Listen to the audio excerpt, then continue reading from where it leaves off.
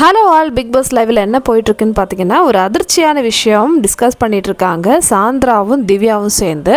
So என்னன்னு சொல்லிட்டு பார்க்கலாம். அதுக்கு முன்னாடி நேற்று நைட்லேருந்தே வந்து லைட்டாக ஒரு லவ் கண்டென்ட் மாதிரி தெரியுது வியன்னாவும் எஃப்ஜேவும். ஸோ இவங்க ரெண்டு பேரும் வந்து கொஞ்சம் க்ளோஸாக பேச ஆரம்பிச்சுறாங்க. இது என்னது, இது புதுசாக இருக்குது. ஏன்னா வியன்னாவுக்கும் எஃப்ஜேக்கும் வந்து எப்போவுமே வந்து சண்டை தான் வரும். ஸோ திடீர்னு வந்து இவங்க ரெண்டு பேரும் நேற்று நைட்டில் இருந்து வந்து வியன்னா வந்து அவங்களோட மைண்ட் செட் வந்து ஷேர் பண்ணுறாங்க எஃப்ஜே கிட்ட. என்ன நடக்குது அந்த மாதிரி இருந்தது. ஸோ இது ஒரு சைடு வச்சுக்கலாம்.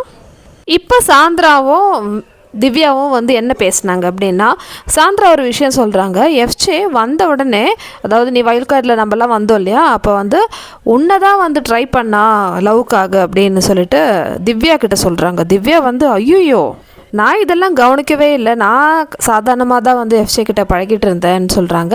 அதுக்கப்புறம் சாந்திரா சொல்கிறாங்க, எஃப்ஜே எப்படி வந்து ஆதிரா கிட்ட பழகினாங்களோ அந்த மாதிரி ஒரு லவ் கண்டென்ட் தான் வந்து மேபி இவங்ககிட்டையும் பிளான் பண்ணியிருக்கலாம்.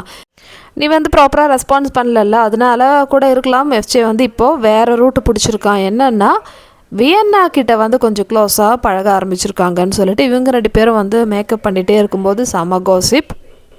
அப்போ நம்ம கண்டிப்பாக வியன்னா கிட்ட வந்து சொல்லி புரிய வைக்கணும். ஏன்னா ஆதிராவுக்கிட்டேயும் இப்படி தானே பண்ணிகிட்டு இருந்தான். ஸோ அதனால் நம்ம வியன்னா கிட்ட வந்து சொல்லி புரிய வைக்கணும்னு சொல்லிட்டு இவங்க ரெண்டு பேரும் பேசிகிட்டு இருக்காங்க. எஃப்ஜே ஆதிரா கிட்ட என்ன பண்ணாங்களோ அதுதான் வந்து இப்போது அடுத்த லவ் கண்டென்ட்டும் வந்து ட்ரை பண்ணுவோம். அதனால நம்ம இன்ஃபர்மேஷன் கொடுத்துடலாம் வியனாக்குன்னு சொல்லிட்டு இவங்க ரெண்டு பேரும் பேசுகிறாங்க. இதை பற்றி உங்களோட ஒப்பீனியன் சொல்லுங்கள்.